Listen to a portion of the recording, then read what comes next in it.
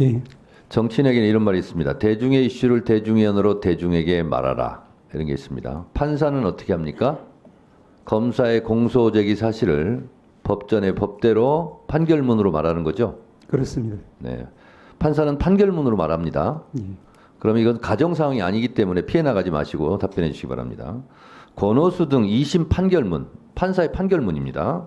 한번 띄워주시죠. 김건희 명의 계좌 관련해서 김건희가 87번이나 나옵니다. 87번이나 나와요.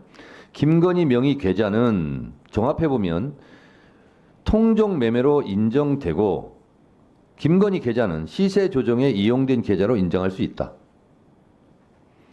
김건희 계좌는 통정 매매로 또 인정될 수 있다. 이게 판결문이 나옵니다. 김건희, CH 계좌 등등은 시세 조정에 이용된 계좌로 인정할 수 있다. 김건희 씨가 공소가 제기됐으면 주가 조작범이란 얘기입니다. 판결문은. 맞죠? 판결에 따르면은 그렇습니다. 판결에 따르면 김건희는 주가 조작범입니다. 도이치모터스 주가 조작범. 이건 부인할 수 없는 거죠. 권오수 등 판결문에 이렇게 나와 있으니까. 이 판결문대로라면 김건희는 주가 조작범입니다. 맞죠? 다시 말씀드리지만 이 판결에 적힌 내용, 그 판결이 이제 지금 상고심 올라갔습니다만은 상고심에서 변경되기 전까지는 존중해야 된다고 생각합니다. 다만 그 구체적인 내용이 이제 아까 말씀하신 네. 이제 분들의 어떤 관여, 어떤 공모의 자, 정도- 처장님께서 이 판결문대로라면 김건희 씨는 주가 조작범이라고 말씀을 하셨습니다. 지금. 자, 그런데요. 그 남편 윤석열 대통령은 대선 때 김건희 씨는 손해만 봤다. 이거는 선거법상 허위사실 공표죄에 해당됩니다. 왜? 손해 본 적이 없어요. 윤석열 정권의 검찰에서요. 시세 차익을 23억 얻었다. 법무부 자료에 나오는 겁니다. 김건희, 최은순 씨는 23억을 벌었어요. 통정매매 시세 차익을 얻었어요. 주가 조작범이죠. 자, 그런데 손해만 봤다 또 이렇게 얘기했어요. 일시적으로 손해를 본 적이 있나 봐요. 4,700만 원. 그거 다 보전해 줬습니다. 김건희 씨 통장에 그대로 넣어줬어요. 4,700만 원. 액수가 똑같습니다. 김건희 씨는 주가 조작범이고요. 또 1차 주포가 이렇게 얘기해요. 권오수 씨랑 있을 때 수익의 30~40%를 주겠다. 1차 주포에게. 그 얘기를 하는 현장에 김건희 씨도 있었다는 JTBC 보도입니다. 다 공모한 거죠. 자, 2심 판결문은 손모 씨에 대해서 처음에는 1심에서 무죄가 난 이유는 공범으로 봤기 때문에 그건 무죄다. 다만 방조범이다. 이래서 실형을 때렸습니다. 김건희 씨도 공소 제기만 됐으면 실형을 맞는 거죠. 김건희 씨가요. 2010년 그 유명한 8만 주에 12시 3,300에 때려주셈. 이렇게 주문하자마자 7초 만에 김건희 씨 대신계좌증권에서 8만 주를 3,300원에 매도하는 주문이 나왔어요. 이런 뚜렷한 증거가 있는데도 검찰이 기소를 하지 않기 때문에 판사는 판결할 수 없는 거죠. 말씀을 드려도 되겠습니까? 네, 아니 기소를 하지 않았기 때문에 판결을 못하는 거 맞죠? 말씀을 드려도 되겠습니까? 아니 제가 묻는 말이 공소 제기된 내용만 지금 판사는 판결하는 거 아닙니까? 불기소했으면 재정 신청할 수 있는데 그것도 아니고.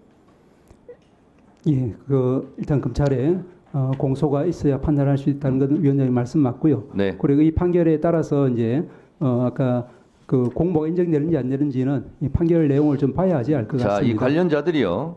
잡힌 사람들은 구속 기소를 텐데 내가 가장 우려한 김건희만 빠지고 우리만 달리는 상황이 올 수도 있고 윤 쪽은 자기 마누라만 빠져나가면 나머지는 무기징역을 받든 사형을 당하든 아무 고민도 없는 사람들, 파렴치한 사람들이란 얘기예요. 그런 사람들에게 기대하고 있었더니 나도 한심하다 이런 얘기입니다. 자, 김건희 디올백도 분명히 청탁금지법 위반이에요. 제가 읽어볼게요. 청탁금지법 제8조 누구든지 공직자에게 또는 그 공직자의 배우자에게 수수, 금지, 금품 등을 제공하나 그 제공의 약속 또는 의사표시를 해서는 아니 된다. 이것도 기소를 안 하기 때문에 판결을 할 수가 없습니다. 또 김건희 관련된 얘기하겠습니다. 명태균 씨 동영 음성 좀 틀어주시죠. 매우 놀라운 일이 어제 스픽스에서 공개가 됐습니다. 3억 6천만 원 여론조사를 했다는 거예요. 명태균 씨 얘기 들어보시죠.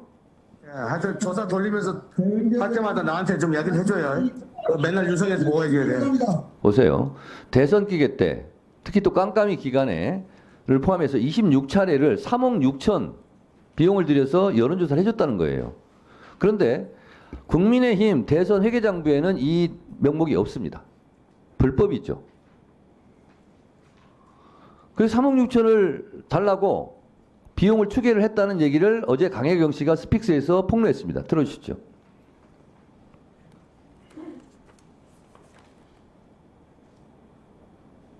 돈 받아올게 해서 끝날 시점에 3월 거의 한 20일경에 그 내역서를 만든 거를 가지고 서울로 올라가셨어요. 네. 그걸 받아올게 하고. 명태균 씨가? 네. 자, 그 내역서의 금액이 얼마였습니까? 3억 6천 정도 됩니다. 3억 6천 정도 되는 대선 기간에 윤석열 대통령을 위해서 여론조사했는데 비공개 여론조사 3천 샘플을 자 26회 정도 조사를 한 걸로 제 취재에서는 네. 나왔고요. 그 돈이 한 3억 6천 정도 되니까 받으러 가겠다라고 해서 청구서를 만들어 달라고 했다는 거죠. 네, 네. 그 청구서 만들어 드렸죠. 그 주려고 청구서 지금 한다라고 했었고, 네 이제 받아올게 해서 청구서를 만들어서 돈을 받아왔습니까? 못 받아왔습니까? 못 받아왔습니다. 연락도 없었고 갑자기 이제 의창구에 보궐선거가 생기니 의창구로 가야 된다. 아, 부랴부랴 선거 준비도 안 된 상태에서 의창구로 저희가 투입이 돼서 선거 진행을 했고 선거를 치렀습니다. 그 다음 거요. 현재 국민의힘의 책임 당원입니다. 국민의힘 이렇게 자꾸 나라 망치서는 안 되고요. 진실은 정말 진실 밝혀야 되고 권력에 있는 사람들 언제든지 약한 사람들 죽일 수도 있고 살릴 수도 있습니다. 꼭 진실 밝혀질 수 있도록 응원 많이 해주시고요. 당당하게 맞서 싸우겠습니다. 네, 1분간 더 넣으시죠. 자, 저는 사실로 보입니다. 이거 1시간 반 내가 제가 다 봤습니다. 근데 김영선 씨 회계 책임자 있고 미래한국연구소에서도 명태균 씨랑 같이 일했던 사람이에요. 세 사람이 지금 소송전을 벌이고 있습니다. 그래서 이분도 사기 횡령죄로 김영선 의원이 고소를 했대요. 그래서 자기도 어쩔 수 없이 지금 나와서 얘기를 하고 있는 겁니다. 저는 진실로 보여요. 처장님, 예. 만약에 이것이 검찰 수사를 통해서 법정에 오면 정치자금법 제32조, 정치자금법 제45조, 공직선거법 47조의 2, 공직선거법 237조 위반으로 저는 보입니다. 이거는 윤석열 대통령에 대한 명백한 탄핵 사유죠. 박근혜 대통령도 법률을 위배하고 헌법수호 의지가 없다 하여 탄핵이 됐습니다. 저는 이것은 탄핵 사유라고 생각합니다. 처장님은 어떻게 생각하십니까? 말씀드리겠습니다. 아까 말씀하신 그 판결에 이제 직접 기소되지 않은 그런 사람들에 대해서는 그 부분에 대해서 독자적으로 다시 기소가 되었을 때 엄밀하게 판단이 이루어져야 되기 때문에 어떠한 이제 유무죄 예단도 가할 수 없다는 생각입니다. 그리고 말씀하신 것처럼 이제 아직 이제 그 수사가 이루어지고 있거나 혹은 이루어지기 전이거나 이런 부분에 대해서는 엄밀한 정보 조사를 거친 다음에 저희 사법부에서 최종적인 판단을 내릴 수 있다 이런 말씀을 드릴 수 있겠습니다. 그야말로 강혜경 씨의 핵폭탄, 탄핵 폭탄이 터졌다고 생각합니다. 이것마저 검찰이 수사를 할지 안 할지 지켜보겠습니다. 자, 주질의를 마쳤습니다. 다음은 보충 질의 순서입니다. 질의 시간은 5분으로 하고